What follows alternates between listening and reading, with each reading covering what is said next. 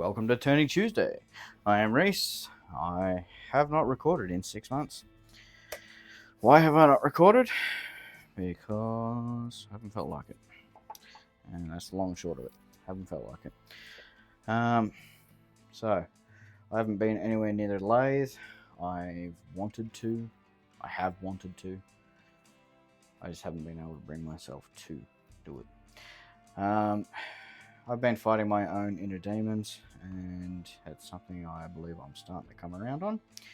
And I'm hoping I'll be able to deliver a lot more quality products from here on out. So, having been 6 months, I decided to go back and actually attend a training course and make sure I had the fundamentals of turning under my belt once again. So, it had been 6 months, and yeah. So I attended the ACT Woodcraft Guild accreditation, which gives me access to their lathes and the turning room, as well as some of their tools, as well as access to the experts and specialists that operate out there. So there is some amazing turners that function out of there. It is the local club for Richard Raffin. I've been lucky enough to meet Richard on several occasions, both personally as well as at the club. He is an amazing person, and I was fortunate enough to be accepted into do the onboarding course for the accreditation out there. It's a course that can actually be a bit of a wait to get into, because they only run it once every 2 months, I believe. So I've been waiting for a couple of months to get onto this one, because I got to a point where I didn't trust myself. So I got to the point where I wasn't using any of my machinery, and the first time I did, I ended up taking a nice chunk out of my pinky. So it's recovering well. It's been through an infection and all kinds of fun stuff. But other than that, I now think I'm back in a stage where I can turn. So last weekend I attended that accreditation, and the outcome of that was 3 projects. And those 3 projects were a mallet, or a carpenter's mallet, a pencil pot, and a shallow bowl, or a bowl. So most people that attended made bowls that were a proper height. My one had its own unique challenges that I'll talk about shortly. So starting off with the mallet, I picked out a piece that I saw the Mulderry rays coming across the end grain, and I was like, I don't know what wood that is specifically. It's going to be interesting when I start turning it. I'd also seen some knots and thought they'd only be superficial at the surface. One of them decided to be smack bang in the center of the handle, which is fine. So it's added a really nice layer of detail to it. And there's another one up here that I hadn't seen. And I don't know if that's actually a knot or if that's from a nail. I should take the metal detector to that and see what happens. Anyway, it's a piece of brown silky oak, and it has absolutely come up a treat. Now, I made the handle a little bit different to what most people would. So I've left almost a straight shaft at the top of the handle, and that is because I like to hold my wooden mallet up here so that I've got nice little quick taps, but if I need to get full leverage, I can slip my hand down and have that as well. So, because I didn't want a stubby handle, I wanted it to be full functionality if I was going to do something, and it just happened to turn out absolutely gorgeous at the same time. So, the next thing we worked on was the bowl. Now, this one I started quite wide, but it was relatively shallow, so I only lost probably a centimeter in height, basically half an inch from where the foot currently ends to where the top of it was. Now, the reason this got brought down so far is you may notice up the top here is some wormholes.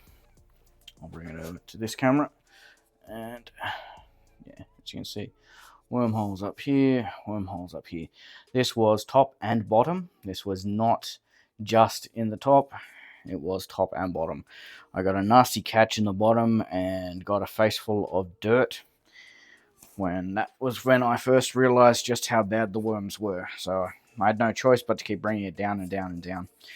And it's come out with a really nice gentle slope throughout. It is not a flat bottom, it is a bowl. So I'm quite happy with how it's come out. I will at some point take the tenon off, and I will poke out the remaining dirt from the wormy holes up in the rim, because I think being able to see through those would add an extra layer to this dish. I may also sand it a bit more and maybe Triple E or Shallow Wax just to really make the chatoyance pop. It is silky, so it deserves every chance it can get to really shine. And the third project we did was a pencil pot. Now, I had never done a pencil pot. I'd never done deep hollowing. So this was new to me, and I enjoyed it. I really did enjoy it. Came out with a nice big bruise on my handle, on my hand. I think I probably should have moved my hand further back on the handle, but left it up there with the handle rested along my arm to have as much support as possible. But yeah, got a really nice bruise out of that one. So yeah, pencil pot went down, came out quite nice. Noticed in this piece of elm that there was a grub hole there. The hole was not a hole at the time. It was filled with dirt.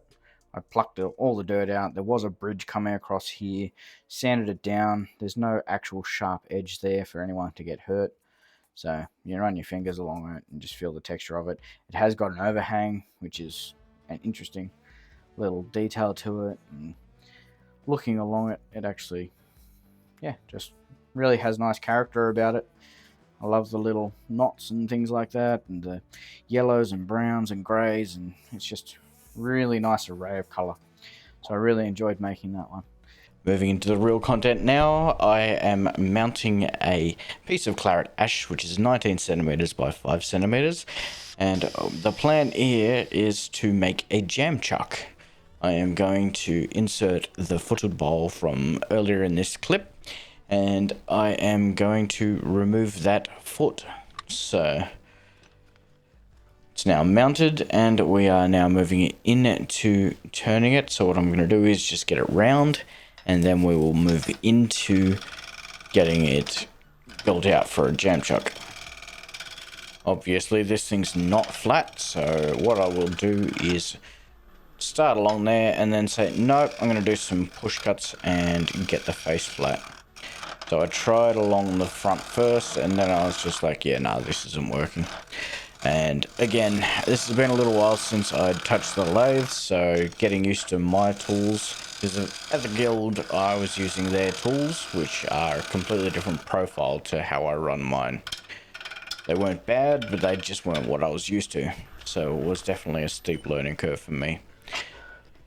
So as I've just switched around here, I am getting ready to do some pull cuts and try and flatten off that face. Once that's flat, I'm going to then put a, I want to call it a recess. So Sid over at Sid's Repurposing calls it a jam chuck either way. But what I did was I just used a scraper and created a nice little mortise in there. And the bowl just fits in there beautifully. So again, doing those pull cuts and squaring it off just so that it's nice and round. Now, let's go back to the title of the video. Where has my video been? As I said at the start, I've been fighting my own inner demons, and as a result, I have not been anywhere near the lathe. In the last couple of days, I've done more turning than I had in probably 9 months, because even towards the end of last year, I wasn't doing much. I was just at that point where I was doing a lot of work in my real life, and by the time I got home, I just had no energy left.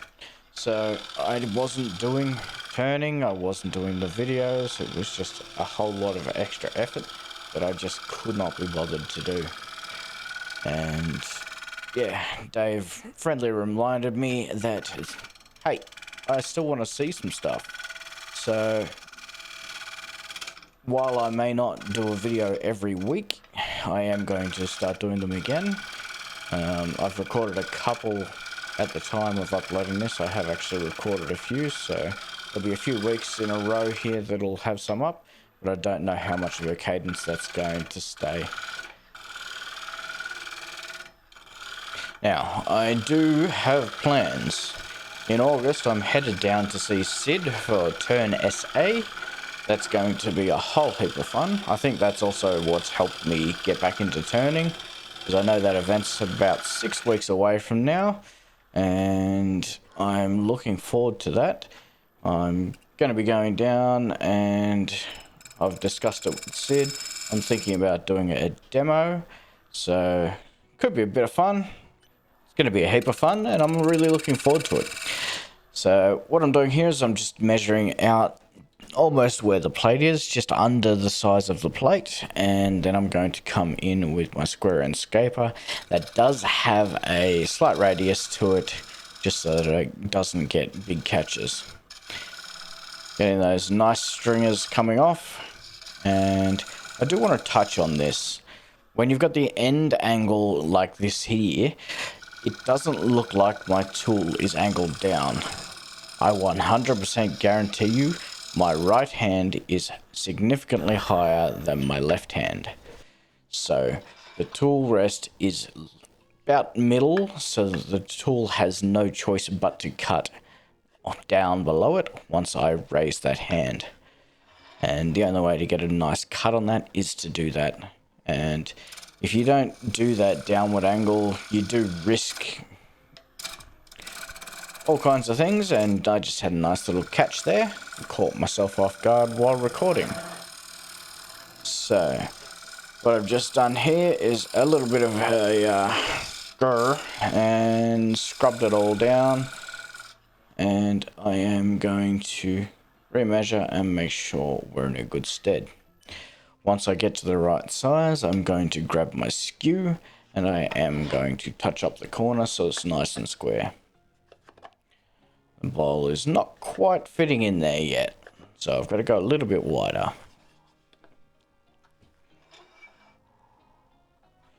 Bringing the tool rest back in so that I can do that.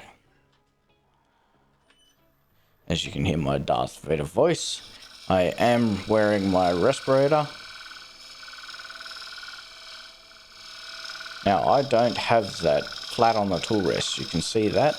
And that was not by design. I didn't realize I was doing that. This is one of the benefits I find from recording and watching back, is I see things that I was doing not quite right, and I'm able to catch myself and fix it moving forward. Alright, so I've taken that edge out a little bit, and now I'm coming in with the skew, because I should be there.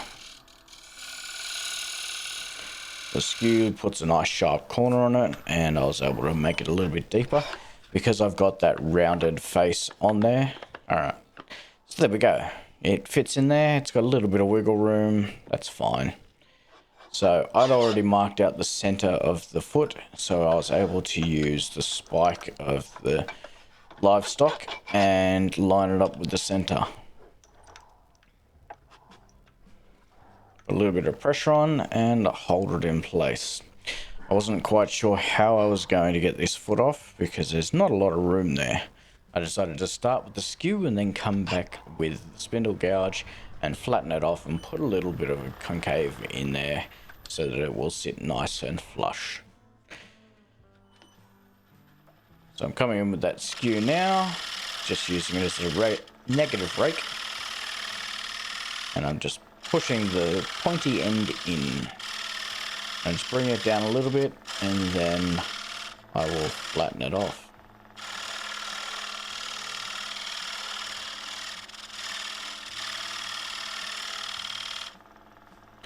Alright, so that's gotten rid of the bulk of it.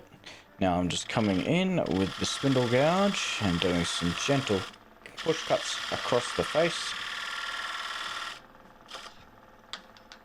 And the only thing I'm saying to myself is, don't get a catch, don't get a catch, don't get a catch. Because I really enjoyed this little bowl. And I realized if I do push cuts using the wing back towards it, I was probably in a safer place.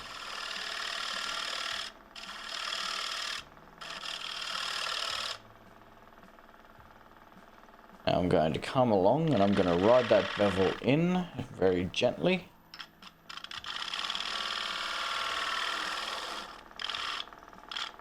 Very, very, very gently. And that's making that concave now. Now I'm just working down that shaft and trying to get it nice and smooth. Get it smaller and smaller and smaller, and I will end up breaking it off here, and I'm happy with that.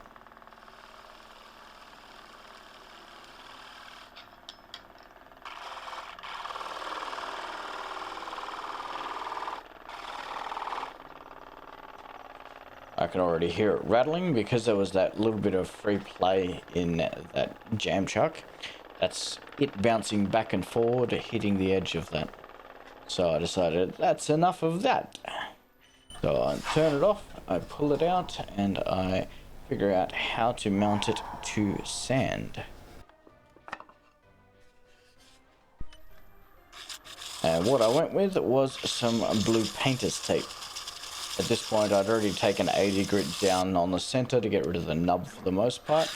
And then I'm just bouncing through the colored back cloth tape, sanding paper, and getting it nice and flat.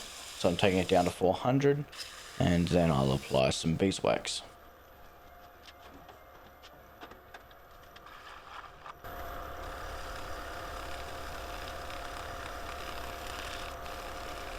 Just applying some beeswax there. You may notice here that I'm going to stop. You can hear that noise getting louder. I'm like, what is that? Let's have a look.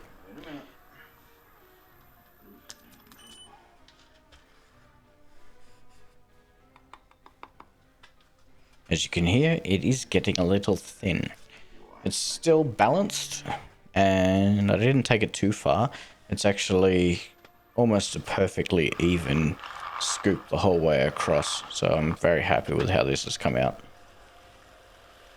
So I've just pushed that tape back down and I'm coming in to finish it off. So I'm just finishing off that piece of cloth with some beeswax and making sure it's got beeswax the whole way across. Take the tape off and we should get our first look here.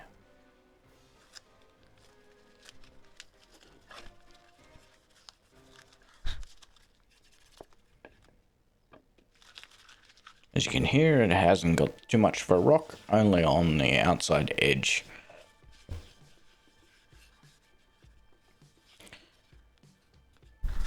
And now I'm going to move into trying to get the wormholes a little bit transparent.